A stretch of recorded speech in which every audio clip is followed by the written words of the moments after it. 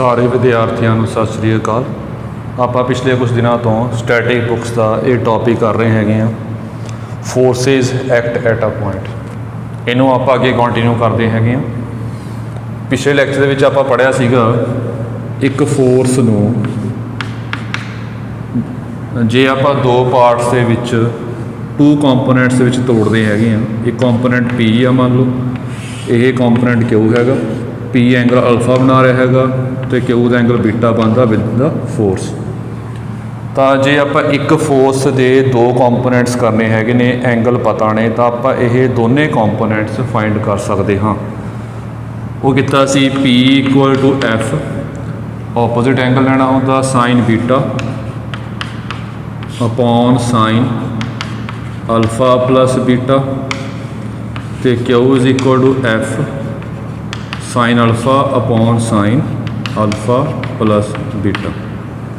ਇਹਦੇ ਉੱਪਰ ਬੇਸਡ ਆਪਾਂ ਨੰਬਰੀਕਲ ਕੀਤੇ ਸੀਗੇ ਜੀ। ਹੁਣ ਆਪਾਂ ਅੱਗੇ ਟੌਪਿਕ ਕਰਨਾ ਸਟਾਰਟ। ਇਸ ਤੋਂ ਬਾਅਦ ਇਹਦਾ ਹੀ ਸਬ ਟੌਪਿਕ, ਇਹਦੇ ਸਬ ਪਾਰਟ ਹੈਗਾ, ਉਹ ਹੈਗਾ ਜੀ ਆਪਣੇ ਕੋਲ ਰਿਜ਼ੋਲਵਡ ਪਾਰਟਸ। ਇਹ ਕਾਫੀ ਇੰਪੋਰਟੈਂਟ, ਅੱਗੇ ਕਾਫੀ ਯੂਜ਼ ਹੋਊਗਾ। Resolved parts of a force. Resolved part ਕੀ ਹੁੰਦੇ ਨੇ? ਇਹ ਆਪਾਂ ਕੰਪੋਨੈਂਟ ਕਿਹਾ ਸੀ, ਇਹ ਦੋ ਕੰਪੋਨੈਂਟਸ ਨੇ। ਰਿਜ਼ੋਲਵਡ ਪਾਰਟਸ ਕੀ ਹੁੰਦੇ ਹੈਗੇ ਨੇ? ਇਹ ਵੀ ਇਹੀ ਚੀਜ਼ ਆ ਕਿ ਇੱਕ ਫੋਰਸ ਆ, ਇਹਦੇ ਆਪਾਂ ਨੇ ਦੋ ਕੰਪੋਨੈਂਟਸ ਲਏ ਨੇ, ਇੱਕ P ਆ ਇੱਕ Q ਆ। ਬਸ ਫਰਕ ਸਿਰਫ ਇਹ ਹੈ ਇਹਦੇ ਵਿੱਚ ਰਿਜ਼ੋਲਵਡ ਪਾਰਟ ਵਿੱਚ ਕੀ ਹੈਗਾ ਕਿ ਜਿਹੜੇ ਆਪਾਂ ਦੋ ਕੰਪੋਨੈਂਟ ਦੇ ਵਿੱਚ ਇਹਨੂੰ ਰਿਜ਼ੋਲਵ ਕੀਤਾ ਹੈਗਾ, ਤੋੜਿਆ ਹੈਗਾ, ਇਹ ਦੋਨੇ ਕੰਪੋਨੈਂਟ ਦੇ ਵਿੱਚ ਐਂਗਲ 90 ਹੁੰਦਾ। ਇਹ ਐਂਗਲ 90 ਹੈ ਸਾਡਾ। ਰਿਜ਼ੋਲਵਡ ਪਾਰਟਸ ਦੇ ਵਿੱਚ ਜਿਹੜੇ ਇੱਕ ਫੋਰਸ ਦੇ ਆਪਾਂ ਦੋ ਕੰਪੋਨੈਂਟ ਕੀਤੇ ਹੈਗੇ ਨੇ, ਇਹਨਾਂ ਦੋਨੇ ਕੰਪੋਨੈਂਟਸ ਦੇ ਵਿੱਚ ਜਿਹੜਾ ਐਂਗਲ ਹੋਊਗਾ ਉਹ 90 ਹੋਊਗਾ। ਇਹਨੂੰ ਆਪਾਂ resolved part of force F ਕਹਾਂਗੇ। ਇਹ ਤੁਸੀਂ ਫਿਜ਼ਿਕਸ ਵੀ ਪੜ੍ਹਦੇ ਹੁੰਦੇ ਹੋ। ਮੰਨ ਲਓ ਜੇ ਐਂਗਲ ਇਹ ਥੀਟਾ ਹੈਗਾ, ਇਹ ਆਪਣੇ ਕੋਲ 90 - ਥੀਟਾ ਹੋ ਗਿਆ, ਤਾਂ P ਕਿੰਨਾ ਹੋਊਗਾ? ਇਹ 'ਚ ਭਰਿਆ ਆਪਾਂ ਨੇ, ਇੱਥੋਂ ਦੇਖਿਆ ਤਾਂ ਜਿਹੜਾ P ਹੈਗਾ ਉਹ ਆ ਗਿਆ ਆਪਣੇ ਕੋਲ F ਸਾਈਨ ਆਫ ਦੂਸਰਾ ਐਂਗਲ ਜੀ, sign of 90 - theta upon sign of total angle theta plus 90 - theta. ਇਹ ਬਣ ਗਿਆ ਸਾਈਨ 90 - ਥੀਟਾ ਹੁੰਦਾ ਹੈਗਾ cos ਥੀਟਾ, ਸਾਈਨ 90 ਕਿੰਨਾ ਹੋ ਗਿਆ 1, ਤਾਂ P ਆ ਗਿਆ F cos ਥੀਟਾ। ਐਵੇਂ ਕਿਉਂ ਕਰ ਲਈਏ, Q ਆ ਗਿਆ F ਸਾਈਨ ਆਫ, ਇਹਦਾ ਆਪੋਜ਼ਿਟ ਐਂਗਲ ਕਿੰਨਾ ਬਣਦਾ ਥੀਟਾ ਅਪੋਨ ਨੀਚੇ total angle sign of theta plus 90 - theta. ਇਹ ਬਣ ਗਿਆ F ਸਾਈਨ ਥੀਟਾ। ਫਿਜ਼ਿਕਸ ਦਾ ਕੰਸੈਪਟ ਕਿਵੇਂ ਕਹਿ ਰਿਹਾ ਹੈਗਾ? ਤੁਸੀਂ ਫਿਜ਼ਿਕਸ ਬਹੁਤ ਵਾਰੀ ਪੜ੍ਹਦੇ ਹੋ, ਮੈਂ ਇੱਧਰ ਡਰਾ ਕਰ ਰਿਹਾ। ਜੇ ਇੱਕ ਫੋਰਸ ਦੇ ਆਪਾਂ ਦੋ ਕੰਪੋਨੈਂਟ, ਦੋ ਰਿਜ਼ੋਲਵਡ ਪਾਰਟ ਕਰੇ ਹੈਗੇ ਨੇ P Q, ਇਹ ਇੱਧਰ ਐਂਗਲ ਥੀਟਾ ਹੈਗਾ, ਉਹ ਵਾਲਾ ਐਂਗਲ 90 ਆ, ਤਾਂ ਜਿੰਨਾ ਐਂਗਲ ਥੀਟਾ ਬਣਦਾ ਹੁੰਦਾ ਉਹ ਵਾਲਾ ਰਿਜ਼ੋਲਵਡ ਪਾਰਟ ਹੁੰਦਾ cos ਵਾਲਾ, ਅਤੇ ਜਿਹਦੇ ਨਾਲ ਥੀਟਾ ਨਹੀਂ ਬਣਦਾ ਐਂਗਲ, ਉਹ ਵਾਲਾ ਰਿਜ਼ੋਲਵਡ ਪਾਰਟ ਹੁੰਦਾ ਹੈਗਾ ਸਾਈਨ ਵਾਲਾ। ਇਹ ਤੁਸੀਂ ਫਿਜ਼ਿਕਸ ਦੇ ਵਿੱਚ ਕਾਫੀ ਯੂਜ਼ ਕੀਤਾ। ਇਹਦਾ ਹੁਣ ਪ੍ਰੋਪਰ ਪ੍ਰੂਫ ਇਹਦੇ ਵਿੱਚ ਆ ਗਿਆ ਕਿ ਕਿਉਂ ਹੁੰਦਾ। ਮਤਲਬ ਕਿ ਰਿਜ਼ੋਲਵਡ ਪਾਰਟ 'ਚ ਆਪਾਂ ਯਾਦ ਰੱਖਣਾ ਹੈਗਾ ਕਿ ਇਹਦੇ ਆਪਾਂ ਰਿਜ਼ੋਲਵਡ ਪਾਰਟ ਕਰ ਰਹੇ ਹਾਂ, ਤਾਂ ਰਿਜ਼ੋਲਵਡ ਪਾਰਟ ਵਿੱਚ ਕੰਪੋਨੈਂਟਸ ਦੇ ਵਿੱਚ ਜਿਹੜਾ ਐਂਗਲ ਹੋਊਗਾ ਉਹ 90 ਹੋਊਗਾ। ਜਿਹਦੇ ਐਂਗਲ ਥੀਟਾ ਬਣਦਾ ਹੈਗਾ ਉਹ cos ਵਾਲਾ ਪਾਰਟ ਹੋਊਗਾ F cos ਥੀਟਾ। ਜਿਹਦੇ ਨਾਲ ਐਂਗਲ ਥੀਟੇ ਤੋਂ ਦੂਜਾ ਵਾਲਾ ਫੋਰਸ ਹੋਊਗੀ, ਦੂਸਰੀ ਫੋਰਸ ਹੋਊਗੀ, ਉਹ ਸਾਈਨ ਵਾਲਾ ਪਾਰਟ ਹੋਊਗਾ।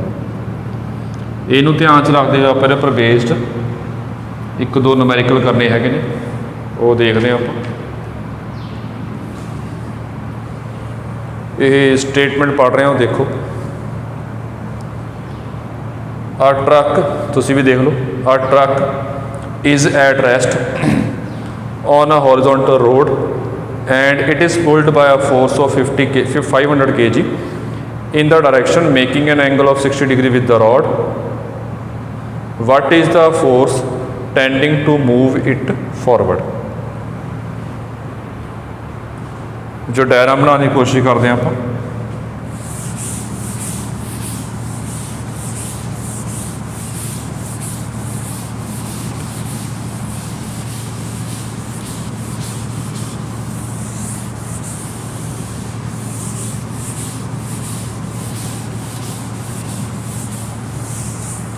जो टायरा बना रहे हैं वो देख लो। एक ट्रक हैगा वो रैस्ट ते आ, मान लो ये रोड आ, ये रोड दे विच एक ट्रक खड़ा मान लो इत्थे, इनू आपां खिच रहे हैं, खिच्चण वास्ते मान लो इत्थे रस्सी लाई हुई है समझाउण वास्ते। जिवें छोटे बच्चे नहीं होंदे, छोटे बच्चों कोल ਲੱਕੜ ਦਾ ट्रक ਹੁੰਦਾ हैगा, वो रस्सी ला के इदां फड़ के खिੱਚਦੇ ਹੁੰਦੇ ਨੇ, रस्सी ਨਾਲ खिੱਚਦੇ ਨੇ ट्रक, ਉੱਦਾਂ ਲਾ ਲਓ। ਹੁਣ ਇਹ ਖਿੱਚ ਕਿਵੇਂ ਰਿਹਾ कि रस्सी ਜਿਹੜੀ ਹੈਗੀ ਆ ਇਹ 60 डिग्री एंगल बना रही हैगी आ विद द रोड, रोड ਦੇ ਨਾਲ 60 ਦਾ एंगल बना रही है। तो कितनी फोर्स ਨਾਲ खिੱਚ ਰਹੇ ਹੈਗੇ ਆਪਾਂ 500 kg फोर्स ਨਾਲ ਦਿੱਤਾ ਹੈ। ਚਲੋ ਆਪਾਂ ਇਹ फोर्स ਜਿਹੜੀ ਹੈਗੀ ਆ 500 तो ਕੱਲਾ 500 ਪਾ 500 फोर्स ਨਾਲ ਆਪਾਂ ਨੂੰ खिੱਚ ਰਹੇ ਹੈਗੇ। ਦੱਸੋ ਕਿਹੜੀ फोर्स ਇਹਨੂੰ ਅੱਗੇ ਲੈ ਕੇ ਜਾ ਰਹੀ ਹੈ, ਇਹ ਪੁੱਛਿਆ ਉਹਨਾਂ ਨੇ। ਦੁਬਾਰਾ ਦੇਖ ਲਓ ਕਿਵੇਂ ਆ रोड ਆ जी, ਆ रोड ਦੇ ਉੱਪਰ एक ट्रक आ, जिवें आपां सिंपल जी गल करिए कि बच्चों का ट्रक होंदा हैगा, वो रस्सी फड़ के बच्चे खिੱਚਦੇ हैगे ने, ऐ रस्सी फड़ के खिੱਚ रहे हैं। तो कितनी फोर्स ਨਾਲ खिੱਚ रहे, 500 फोर्स ਨਾਲ खिੱਚ रहे हैं। तो एंगल कितना बना रही हैगी, यदि line of action of force ये बना रही हैगी 60 डिग्री। तो आपां देखना कि ट्रक अगे मूव करेगा, तो कितनी फोर्स ਨਾਲ ट्रक अगे मूव करूगा, जां ਜਿਹੜੀ फोर्स ਇਹਨੂੰ अगे खिੱਚ रही हैगी आ वो कितनी होगी।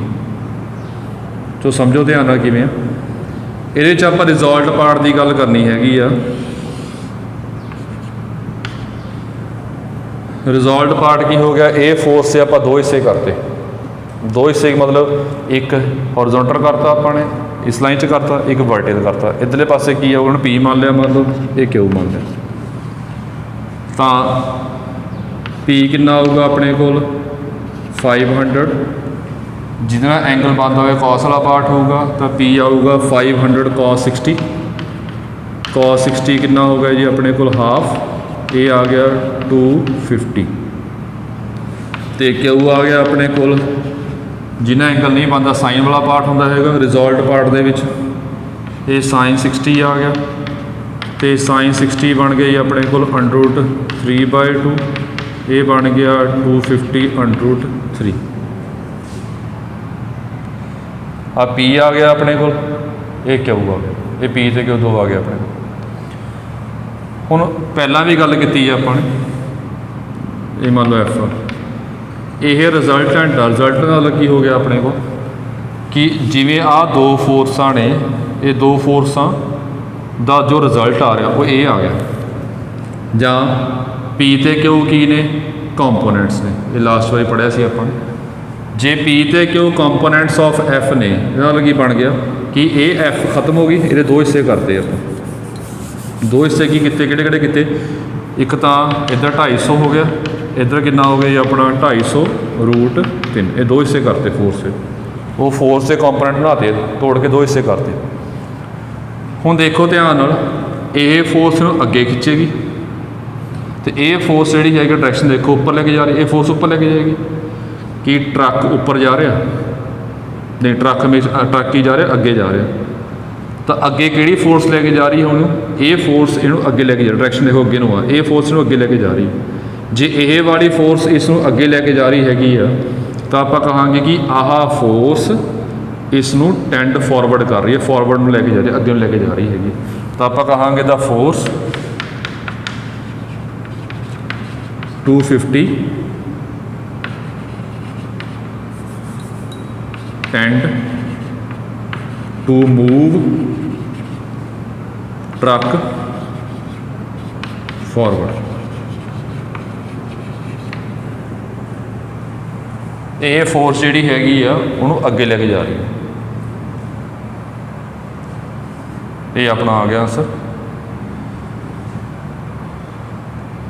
एक बारी दोबारा देख लो, जिवें ये फोर्स आ, ये फोर्स को तोड़ के आपां तोड़ता, दो हिस्से कर ले, हुण किहड़ी फोर्स नूं अगे लेके जा रही है, आई फोर्स अगे लेके जा रही है, तो 250 फोर्स जिहड़ी हैगी वो अगे लेके जा रही है।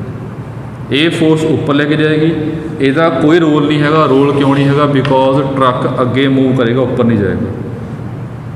ਜੇ ਆਪਾਂ ਫੜ ਕੇ ਬੱਚੇ ਫੜ ਕੇ ਖਿੱਚਦੇ ਨੇ, ਜਿਵੇਂ ਇੱਦਾਂ ਲਾ ਲਓ, ਇੱਥੋਂ ਬੱਚਾ ਫੜ ਕੇ ਖਿੱਚ ਰਹੇ ਨੇ ਟਰੱਕ ਨੂੰ, ਤਾਂ ਟਰੱਕ ਅੱਗੇ ਮੂਵ ਕਰਦਾ, ਤਾਂ ਆਹ ਫੋਰਸ ਜਿਹੜੀ ਹੈਗੀ ਉਹਨੂੰ ਅੱਗੇ ਮੂਵ ਕਰ ਰਹੀ ਹੈ।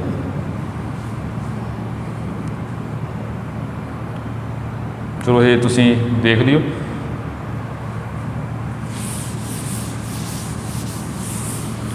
ਅੱਗੇ ਟੌਪਿਕ ਕਰਨਾ ਆਪਾਂ ਇਸ ਤੋਂ ਬਾਅਦ।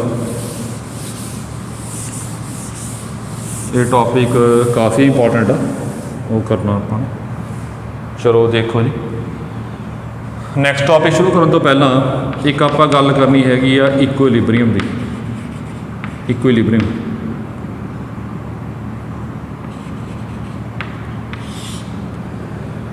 ਇਕੁਇਲਿਬਰੀਅਮ ਦੀ ਗੱਲ ਕਰਨੀ ਆ ਆਪਾਂ ਨੇ।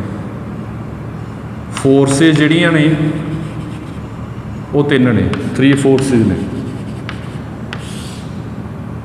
ਤਿੰਨ ਫੋਰਸਿਸ ਦੇ ਵਿੱਚ ਇਕੁਇਲਿਬਰੀਅਮ। ਇਕੁਇਲਿਬਰੀਅਮ ਦਾ ਮਤਲਬ ਕੀ ਹੁੰਦਾ? ਦੇਖੋ ਧਿਆਨ ਨਾਲ, ਜਿਵੇਂ ਕੋਈ ਪਾਰਟੀਕਲ ਆ, ਇੱਕ ਬੰਦਾ ਇੱਧਰ ਖਿੱਚ ਰਿਹਾ ਇਹਨੂੰ, ਇੱਕ ਬੰਦਾ ਇੱਧਰ ਖਿੱਚ ਰਿਹਾ ਇਹਨੂੰ, ਇੱਕ ਬੰਦਾ ਇੱਧਰ ਖਿੱਚ ਰਿਹਾ, ਤਿੰਨ ਬੰਦੇ ਜ਼ੋਰ ਲਾ ਰਹੇ ਨੇ ਇਹ ਪਾਰਟੀਕਲ ਨੂੰ ਖਿੱਚਣ ਉੱਪਰ। ਆਪਾਂ ਇਕੁਇਲਿਬਰੀਅਮ ਕਹਾਂਗੇ ਜੇ ਪਾਰਟੀਕਲ ਮੂਵ ਨਹੀਂ ਕਰ ਰਿਹਾ, ਫੋਰਸਿਸ ਲੱਗ ਰਹੀਆਂ ਨੇ ਤੇ ਪਾਰਟੀਕਲ ਉੱਥੇ ਹੀ ਖੜਾ, ਤਾਂ ਆਪਾਂ ਕਹਾਂਗੇ ਪਾਰਟੀਕਲ ਇਜ਼ ਇਨ ਇਕੁਇਲਿਬਰੀਅਮ। ਇਕੁਇਲਿਬਰੀਅਮ ਦਾ ਮਤਲਬ ਕਿ particle does not move under the action of forces. ਜੇ ਫੋਰਸਿਸ ਲਾਵਾਂਗੇ ਆਪਾਂ, ਪਾਰਟੀਕਲ ਮੂਵ ਨਾ ਕਰੇ, ਉਹਨੂੰ ਆਪਾਂ ਕਹਿੰਦੇ ਹੁੰਦੇ ਆ ਇਕੁਇਲਿਬਰੀਅਮ। ਹੁਣ ਇਹਦੇ ਵਿੱਚ ਇਹ ਗੱਲ ਸਮਝਣੀ ਆ ਕਿ ਤਿੰਨ ਫੋਰਸਾਂ ਕਿੱਦਾਂ ਹੋਣ ਕਿ ਆਪਣੇ ਕੋਲ ਇਕੁਇਲਿਬਰੀਅਮ ਬਣੇ। ਜਿਵੇਂ ਇੱਕ ਸਿੰਪਲ ਡਾਇਗਰਾਮ ਬਣਾ ਕੇ ਦਿਖਾ ਰਿਹਾ, ਫਿਰ ਤੁਹਾਨੂੰ ਸ਼ਾਇਦ ਆਪਣੇ ਕਾਮਨ ਸੈਂਸ ਵੀ ਲਾ ਸਕਦੇ ਹੋ। ਜਿਵੇਂ ਆਹ ਇੱਕ ਫੋਰਸ ਆ, ਇੱਕ ਆਹ ਫੋਰਸ ਆ, ਇੱਕ ਆਹ ਫੋਰਸ ਆ।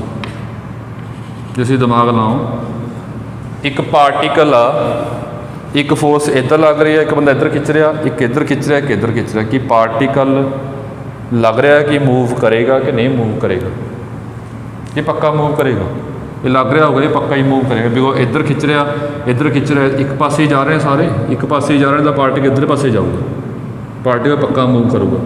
ਉਰੇ ਕੁਛ ਲੱਗ ਰਿਹਾ ਕਿ ਇਹ ਕਿਤੇ ਹੋਰ ਖਿੱਚ ਰਿਹਾ, ਇਹ ਕਿਤੇ ਹੋਰ ਖਿੱਚ ਰਿਹਾ, ਇਹ ਕਿਤੇ ਹੋਰ ਖਿੱਚ ਰਿਹਾ ਹੈਗਾ, ਤਾਂ ਲੱਗਦਾ ਕਿ ਸ਼ਾਇਦ ਇਕੁਇਲਿਬਰੀਅਮ ਬਣ ਜਾਏ ਇਹਦੇ ਵਿੱਚ।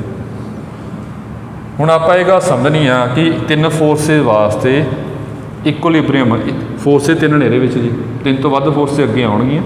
ਇਸ ਟੌਪਿਕ 3 ਫੋਰਸਿਸ ਨਿਕਲਣੀਆਂ ਆਪਣੇ। ਹੁਣ ਇਹ ਗੱਲ ਦੇਖਣੀ ਆ ਆਪਾਂ, ਜੇ ਤਿੰਨ ਫੋਰਸਿਸ ਨੇ ਤਾਂ ਇਕੁਇਲਿਬਰੀਅਮ ਕਿੱਦਾਂ ਬਣੂਗਾ? ਫੋਰਸਿਸ ਆਪਾਂ ਤਿੰਨ ਕਿੱਦਾਂ ਅਪਲਾਈ ਕਰੀਏ ਕਿ ਆਪਣੇ ਕੋਲ ਇਕੁਇਲਿਬਰੀਅਮ ਬਣੇ, ਇਹ ਗੱਲ ਦੇਖਣੀ ਆ ਆਪਾਂ ਨੇ। ਇਹ ਗੱਲ ਆਪਾਂ ਸਮਝਦੇ ਹਾਂ ਫਿਰ। ਉਹ ਦੇਖੋ,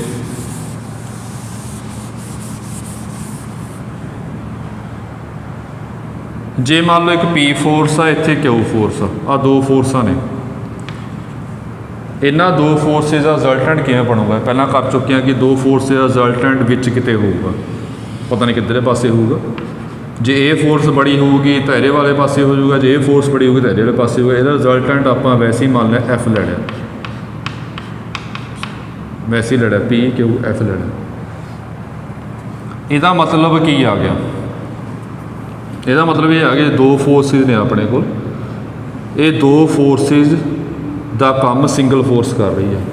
ਜਿਹੜੀ ਗੱਲ ਸਮਝਣ ਵਾਲੀ ਹੈਗੀ ਆ, ਐਫ ਕੀ ਹੈਗਾ ਆਪਣੇ ਕੋਲ? ਰਿਜ਼ਲਟੈਂਟ ਆ। ਇਹ ਗੱਲ ਥੋੜ੍ਹਾ ਜਿਹਾ ਗੌਰ ਨਾਲ ਸੁਣੀਓ। ਐਫ ਕੀ ਹੈਗਾ ਆਪਣੇ ਕੋਲ? ਰਿਜ਼ਲਟੈਂਟ ਆ ਦੋ ਫੋਰਸਿਸ ਦਾ। ਤਾਂ ਓਵਰਆਲ ਫੋਰਸਿਸ ਕਿੰਨੀਆਂ ਹੋ ਗਈਆਂ ਇਹਦੇ ਵਿੱਚ? ਇਹ 'ਚ ਓਵਰਆਲ ਫੋਰਸਿਸ ਦੋ ਪ੍ਰਕਾਰ ਦੀਆਂ ਨੇ, ਜਾਂ ਦੋ ਹੋਣਗੀਆਂ ਜਾਂ ਇੱਕ ਹੋਊ। ਇਹ ਸਮਝਣਾ ਧਿਆਨ ਨਾਲ ਕੀ ਗੱਲ ਬਣੀ ਆ। ਦੇਖਣ ਨੂੰ ਲੱਗਦਾ ਹੈ ਡਾਇਗਰਾਮ ਦੇ ਵਿੱਚ ਕਿ ਫੋਰਸਾਂ 1 2 3 ਤਿੰਨ ਫੋਰਸਾਂ ਨਹੀਂ ਹੈਗੀਆਂ ਇਹਦੇ ਵਿੱਚ। ਇਹ ਰਿਜ਼ਲਟੈਂਟ ਦੀ ਗੱਲ ਕਰ ਰਹੇ ਹਾਂ।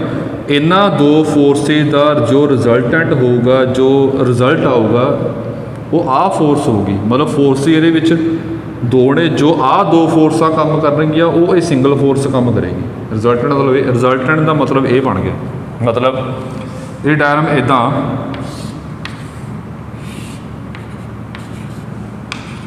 ਜੋ ਆਹ ਦੋ ਫੋਰਸਾਂ ਕੰਮ ਕਰਨਗੀਆਂ, ਇਹਨਾਂ ਦੋਨਾਂ ਫੋਰਸਿਸ ਦਾ ਕੰਮ, ਮੈਂ ਡਾਇਗਰਾਮ ਇੱਕ ਹੋਰ ਬਣਾ ਰਿਹਾ ਅਲੱਗ-ਅਲੱਗ। ਆਹ ਸਿੰਗਲ ਫੋਰਸ ਕੰਮ ਕਰੇਗੀ, ਇਹਦਾ ਮੀਨਿੰਗ ਇਹ ਹੈ, ਪਾਰਟੀਕਲ ਇਹ ਆ 2 1 2 3 ਇਹਨਾਂ ਫੋਰਸ 'ਚ ਮੈਂ ਲਾ ਬਣਾਤਾ। ਇਹਦਾ ਮੀਨਿੰਗ ਕੀ ਆ ਕਿ ਜੇ ਇਹ ਦੋ ਫੋਰਸਾਂ ਦਾ ਕੰਮ ਹੋਊਗਾ, ਇਹ ਦੋ ਫੋਰਸਾਂ ਦਾ ਜੋ ਕੰਮ ਹੋਏਗਾ ਉਹ ਇਹ ਸਿੰਗਲ ਫੋਰਸ ਕੰਮ ਕਰੇਗੀ।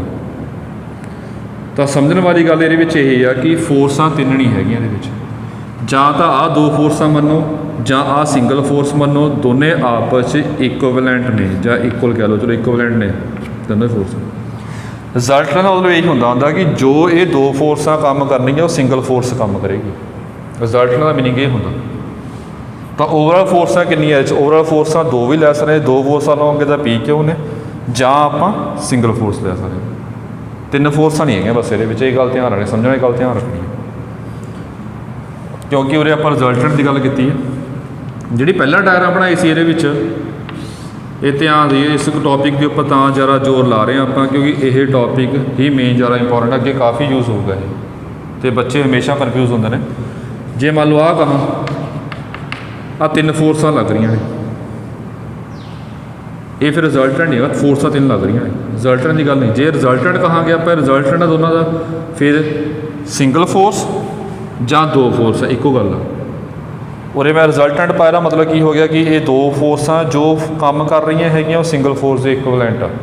ਉਰੇ ਤਿੰਨੇ ਫੋਰਸਾਂ ਨੇ, ਮੈਂ ਤਿੰਨ ਫੋਰਸਾਂ ਲੱਗੀਆਂ ਹੋਈਆਂ, ਇਹ ਹੋਰ ਚੀਜ਼ ਹੈ, ਇਹ ਹੋਰ ਚੀਜ਼ ਹੈ।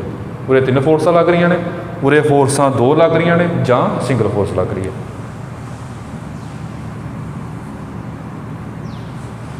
ਆਪਣਾ ਟੌਪਿਕ ਕੀ ਸੀਗਾ, ਆਪਾਂ ਕੰਮ ਕੀ ਕਰ ਰਹੇ ਹਾਂ?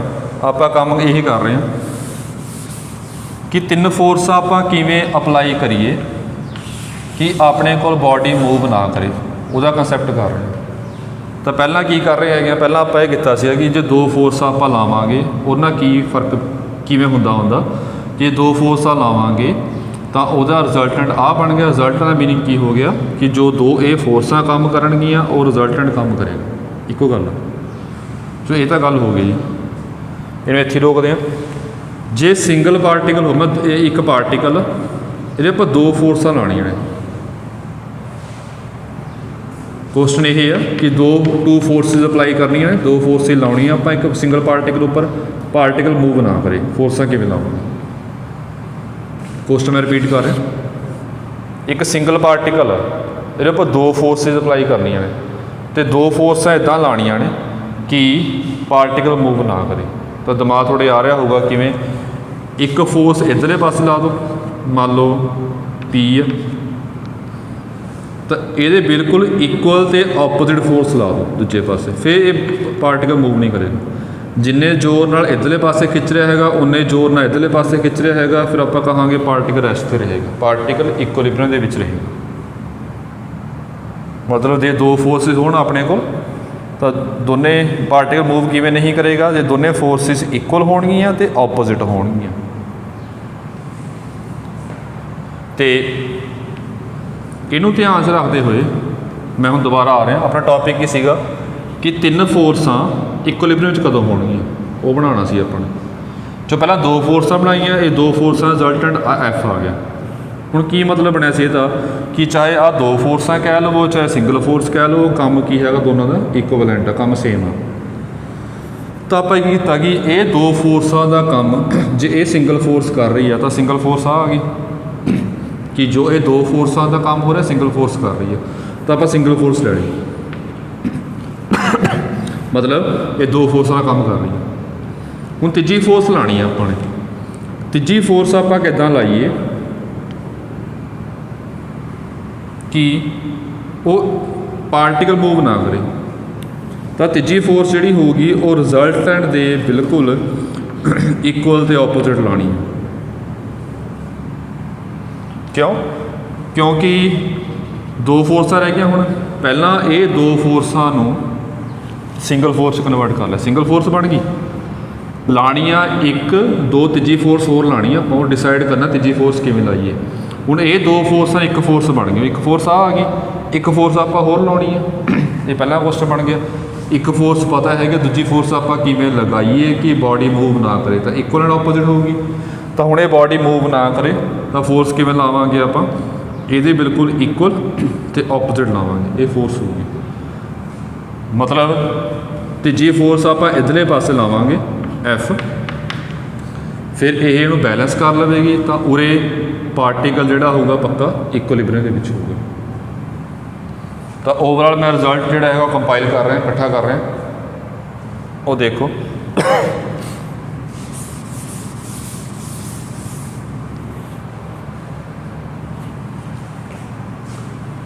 और रिजल्ट ये बने तीन फोर्स आप किमें अप्लाई करिए कि इक्विलिब्रियम बने। तो पी फोर्स क्यू फोर्स पहले जिधर मर्जी अप्लाई करो, थोड़ी मर्जी है। ये दो फोर्सा मैं अप्लाई कर रहा। तीजी फोर्स तुसी इदां अप्लाई करनी है जो इन्हां दे रिजल्टेंट दे इक्वल एंड ऑपोजिट होवे। इहदा रिजल्टेंट आ सी, मान लो ये इक्वल भी होवे तो ऑपोजिट होवे। इहनूं मैं आर लै रहा, वैसे सिमेट्री वास्ते पी क्यू आर उरे एफ लिया। सिंबल जिहड़े मर्जी मान लो, सिंबल जिहड़े मर्जी मन सकते हैं आप। तो तीजी फोर्स किवें लावांगे कि इक्वल एंड ऑपोजिट लावांगे, रिजल्टेंट दे इक्वल एंड ऑपोजिट लावांगे। फिर अपने को बॉडी की होणगे इक्विलिब्रियम दे विच होणगे। तो ओवरऑल रिजल्ट की बनया, तीन फोर्स इक्विलिब्रियम विच कदों होणगीਆਂ? तीन फोर्स इक्विलिब्रियम विच तां होणगीਆਂ दो फोर्सिस पहले जिधर मर्जी अप्लाई कर लो, जो इन्हां दोनों फोर्सिस का रिजल्टेंट आऊगा तीजी फोर्स और रिजल्टेंट के इक्वल तो ऑपोजिट अप्लाई कर दवो तो तीन फोर्सिस हमेशा इक्विलिब्रियम के विच होणगीਆਂ। मतलब यह पार्टिकल जिहड़ा हैगा यह मूव नहीं करेगा। ये तो इक्विलिब्रियम मीनिंग समझाया सी तीन फोर्सां किदां होंदियां ने। इन्हूं दोबारा पढ़ लियो। एक थोड़ी जी होर इत्थे गल मैं तुहाडे नाल शेयर भी करनी सी। तुसीं ये नोट्स भेज रहे हो ਉਹਦੇ ਵਿੱਚ ਕੀ ਹੁੰਦਾ ਹੈਗਾ, ਜੋ ਮੈਂ ਕੰਮ ਲਿਖਿਆ ਬੋਰਡ 'ਤੇ ਤੁਸੀਂ ਸਿਰਫ ਉਹੀ ਲਿਖਦੇ ਹੋ ਉੱਥੇ ਨੋਟਸਾਂ ਦੇ ਵਿੱਚ, ਉਹਦਾ ਕੋਈ ਖਾਸ ਫਾਇਦਾ ਨਹੀਂ ਹੈਗਾ। ਹੁਣ ਜਿਵੇਂ ਆਹ ਚੀਜ਼ ਹੈਗੀ ਆ, ਆਹ ਸਾਰੀ ਚੀਜ਼ ਸਮਝਾਈ ਆ, ਸਮਝਾਈ ਕਿਵੇਂ ਆ ਕਿ ਇਹ ਫੋਰਸਾਂ ਨੇ, ਇਹ ਰਿਜ਼ਲਟੈਂਟ ਆ, ਸਾਰਾ ਬੋਲਿਆ। ਮੈਨੂੰ ਲਗਭਗ 15 ਮਿੰਟ ਹੋ ਗਏ ਹੋਣਗੇ ਬੋਲਦੇ ਉੱਪਰ। ਉਹ 15 ਮਿੰਟ ਬੋਲਣ ਕਰਕੇ ਹੀ ਤੁਹਾਨੂੰ ਸਮਝ ਲੱਗਿਆ ਹੋਊਗਾ ਕਿ ਆਪਾਂ ਫੋਰਸੇ ਤਿੰਨ ਕਿਵੇਂ ਡਰਾ ਕਰਨੀਆਂ ਇਕੁਇਲਿਬਰੀਅਮ ਵਾਸਤੇ।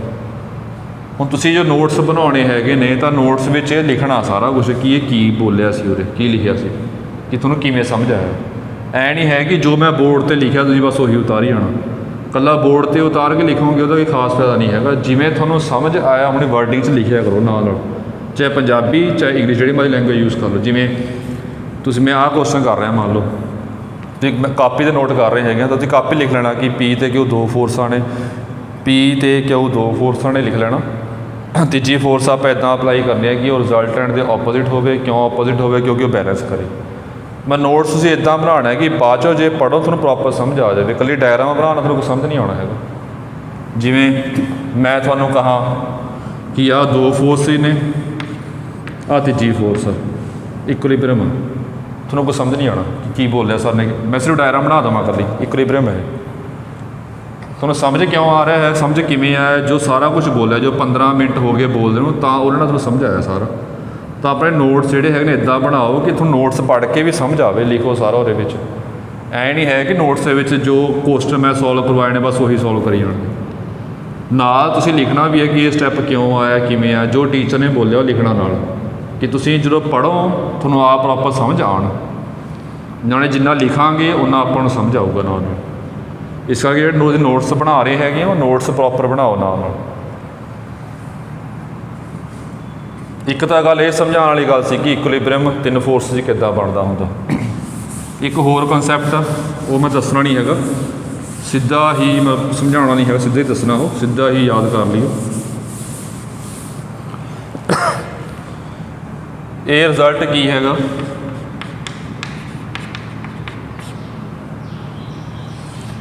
ਇਹ ਰਿਜ਼ਲਟ ਹੈਗਾ ਆਪਣੇ ਕੋਲ ਜੇ ਤਿੰਨ ਫੋਰਸਾਂ ਨੇ। ਹੁਣ ਗੱਲ ਧਿਆਨ ਰੱਖਣੀ ਆ, ਫੋਰਸ ਕਿਊ ਆਰ ਇਹ ਇਕੁਇਲਿਬਰੀਅਮ 'ਚ ਨੇ।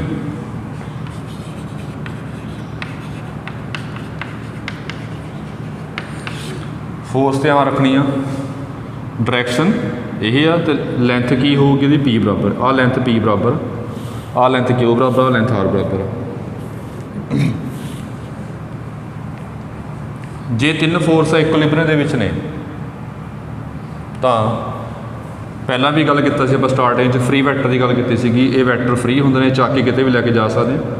ਜਦੋਂ ਵੈਕਟਰ ਆਪਾਂ ਮੂਵ ਕਰਨਾ ਹੁੰਦਾ ਹੈਗਾ ਉਦੋਂ ਆਪਾਂ ਨੇ ਨਾ ਡਾਇਰੈਕਸ਼ਨ ਚੇਂਜ ਕਰਨੀ ਹੁੰਦੀ ਹੈ ਨਾ ਲੈਂਥ ਚੇਂਜ ਕਰਨੀ ਹੁੰਦੀ ਹੈ। ਸੋ ਮੇਰੇ ਭਾਰ ਹੈ ਇੱਕ ਕਨਸੈਪਟ ਇਹਦੇ ਵਿੱਚ, ਮੇਰਾ ਪ੍ਰੂਫ ਨਹੀਂ, ਬਸ ਸਿੱਧਾ ਹੀ ਦੱਸਣਾ ਜੀ, ਉਹ ਯੂਜ਼ ਕਰਾਂਗੇ ਆਪਾਂ।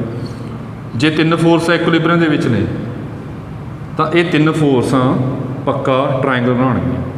ਇਹਦਾ प्रूफ नहीं करवा रहा, सीधा ही है। ट्रायंगल मतलब कि ये फोर्स चक के इत्थे ले गए, देखो ध्यान, ये पक्का ट्रायंगल बनूगा है ना। डायरैक्शन ही चेंज की, लेंथ अप्रोक्सीमेटली देखने बराबर लग रहा होगा। ये फोर्स चक के इत्थे ले गए, इन्हें थोड़ा बढ़ा लेने। ये फ्री वैक्टर नहीं पहले भी किया। ये तिने पक्का ट्रायंगल शेप बनेगी इन्हों की, ट्रायंगल प्रॉपर फिट ट्रायंगल बनेगा। इदा नहीं है जिमें पहला बनाया था, आ लेंथ छोटी रह गई, ये ट्रायंगल नहीं बन रहा है, इस करके फिर इक्विलिब्रियम नहीं है। जो ट्रायंगल पूरा बनेगा फिर इक्विलिब्रियम होगा। ये रिजल्ट ध्यान रखना। जो तीन फोर्स इक्विलिब्रियम के विच ने तो वो तिने फोर्सा पक्का ट्रायंगल शेप च बननगियां। जे ट्रायंगल शेप के विच होणगियां तो आप कहांगे इक्विलिब्रियम है। ये वाला आप रिजल्ट यूज़ करके एक बड़ी इंपॉर्टेंट थ्योरम करनी हैगी है, वो करते हैं आप। ये रब कर दिए पहला।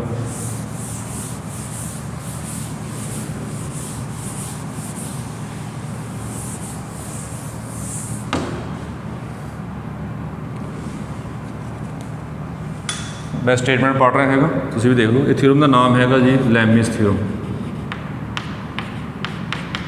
ये थ्योरम की स्टेटमेंट बहुत इंपॉर्टेंट, प्रूफ भी इंपॉर्टेंट है। स्टेटमेंट पेपर आ सकती है, प्रूफ भी पेपर आ सकता, तेरे पर बेस्ड न्यूमेरिकल भी बहुत इंपॉर्टेंट। जो मैं स्टेटमेंट पढ़ रहा की हैगा देखो, इफ एक मिनट देखते हैं आप। If three non-collinear forces acting at a point are in equilibrium, then each proportional to sine of angle between the other two। Statement meaning की बनया पहले समझते हैं, फिर प्रूफ करांगे बाद चों आप। देखो की है, तीन फोर्सेज ने नॉन कोलीनियर, इक्को लाइन से नहीं लैनी है। मतलब कि एक फोर्स ऐ मान ली, दूजी फोर्स इदा मान ली, नहीं अलग अलग मननिया ने। चलो फोर्स एक ये है, एक पी फोर्स आ, साइड पर क्यू मनी अपने, इधर आर मनी। नॉन कोलीनियर होंगे है इक्को लाइन च ना होना, ये अलग आ, ये भी अलग आ, ये भी अलग आ। चार तीन फोर्सेज ने। जे इक्विलिब्रियम विच ने दिता है अपने इक्विलिब्रियम, मान लो क्यू ते आर विच एंगल अल्फा हैगा, पी ते आर च एंगल बीटा हैगा, तो पी ते क्यू च एंगल गामा हैगा। तो आप शो करना हैगा ईच वर्ड फोर्स वास्ते, फोर्सेज वास्ते है forces are proportional to. Proportional का मतलब की होंगे,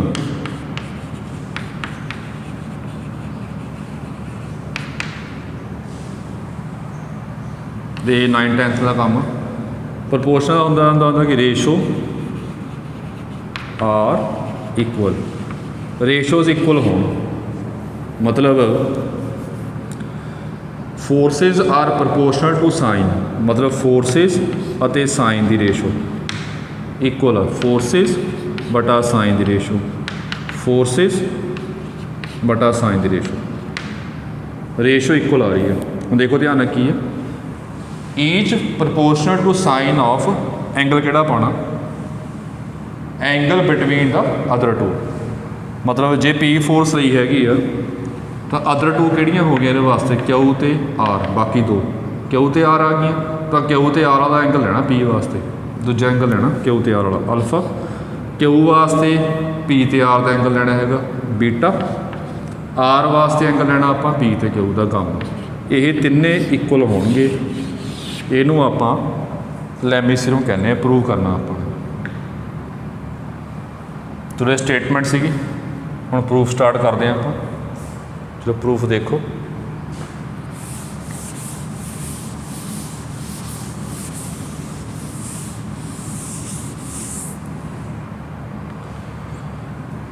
आ length P a length Q a length R. हुण किता अपने तो स्टार्ट कर रहे हैं, देखी जाओ। Since P Q R in equilibrium, equilibrium which ने। Therefore P Q R will form triangle. ये ट्रायंगल बनाउणगे, पिछे किया आपने सीधे लिखना, आपने एक डायग्राम होर बनेगी। आ पी फोर्स ट्रायंगल किद्दां बनेगा जी, ए फोर्स चक के इधर ले जाओ,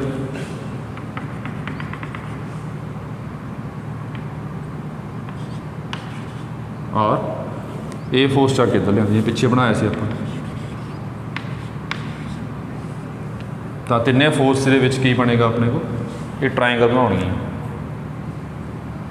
हुण ये मेन गल ये है कि आपां एंगल फाइंड करने, सारे एंगल की लोड़ पैनी आपां, ये एंगल फाइंड करने सारे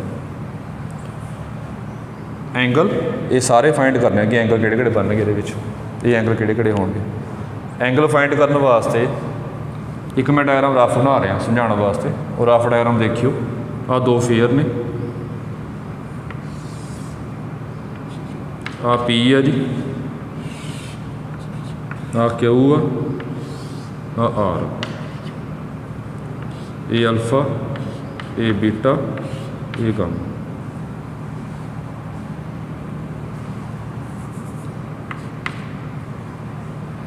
आप ही किया सी, डायग्राम कितना बनी सी, मैं दो डायग्राम इकट्ठियां क्लब कर रहे हैं, इकट्ठियां कर रहे हैं। ये पिछे लै गए फोर्स आप, तो फिर आप फोर्स बनाई सी, आ क्यू सी, आह आर सी। ये दो तो कि चलो वो इकट्ठी बना सकते हैं आप, पर मैं लगता बनवा रहा कि कन्फ्यूज ना हो जाओ। हुण ये इकट्ठी डायग्राम तो बनाई, हुण आप एंगल कट्टांगे। देखो गौर नाल, जे ए वाला एंगल बीटा, पूरा एंगल कितना होंगे जी अपने को 180, तो ए वाला एंगल कितना होगा अपने को 180 माइनस बीटा। देखिए जाओ ध्यान, ये 180 माइनस बीटा बनेगा, एक तो एंगल आ गया।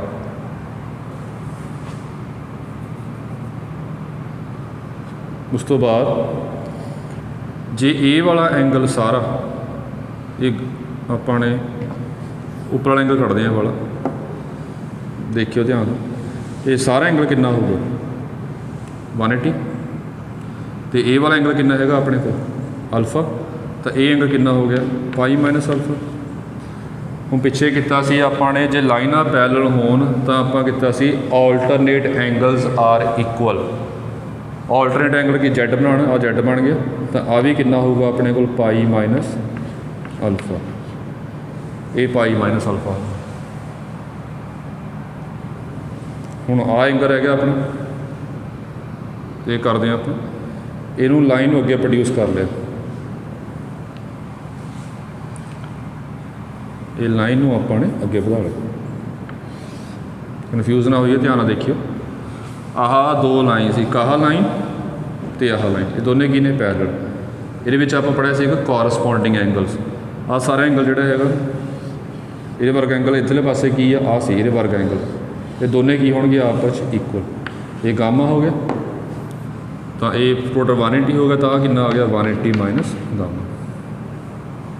ये रफ डायग्राम है, फिर तो नहीं करा कन्फ्यूज हो जाओगे ये, तो ये रफ च बना लेनी है पहले। फिर एंगल पा लेने ने, इतने पाई माइनस बीटा होगा जी, इतने पाई माइनस अल्फा होगा, यह पाई माइनस गामा होगा। हुण एंगल क्यों कटे है ने, वो लग जू पता। ये पी फोर्स है, पहले भी गल की आ, ये लेंथ पी आ, ये लेंथ क्यू आ, ये लेंथ आर आ। तो ट्रायंगल दे विच की हुंदा अपने को, पिछले लैक्चर में किया सीगा by sine formula. Sine formula आपां पढ़िया सी लास्ट लैक्चर दे विच। उहदे विच की हुंदा हैगा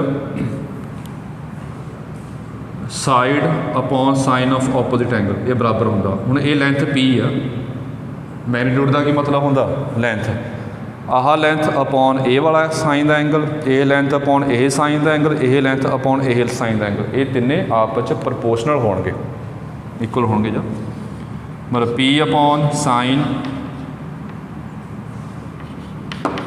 पाई minus alpha, Q upon sine pi minus beta, R upon sine pi minus gamma, ये बराबर होणगे। साइन फार्मूला होंदा। हुण काम सौखा ही है, ਸਾਈਨ 180 ਮਾਈਨਸ ਥੀਟਾ ਹੀ ਪਹਿਲਾਂ ਕਰ ਚੁੱਕੇ ਹਾਂ ਆਪਾਂ। ਇਹ ਪੀ ਅਪੋਨ ਸਾਈਨ ਅਲਫਾ ਆ ਗਿਆ, ਇਹ ਕਿਊ ਅਪੋਨ ਸਾਈਨ ਬੀਟਾ ਆ ਗਿਆ, ਤੇ ਇਹ ਆਰ ਅਪੋਨ ਸਾਈਨ ਗਾਮਾ। ਇਹੀ ਆਪਾਂ ਨੇ ਪ੍ਰੂਵ ਕਰਨਾ ਸੀ। ਇਹ ਲੈਮੀਸਫੇਅਰ। ਚਲੋ ਠੀਕ ਹੈ ਜੀ, ਅੱਜ ਆਪਾਂ ਇਹੀ ਕੰਮ ਕਰਨਾ ਸੀਗਾ। ਫਿਰ ਨੈਕਸਟ ਟਾਈਮ ਆਪਾਂ ਅੱਗੇ ਇਹਦੇ ਨੂਮੈਰੀਕਲ ਕਰਾਂਗੇ। ਠੀਕ ਹੈ ਜੀ, ਥੈਂਕ ਯੂ।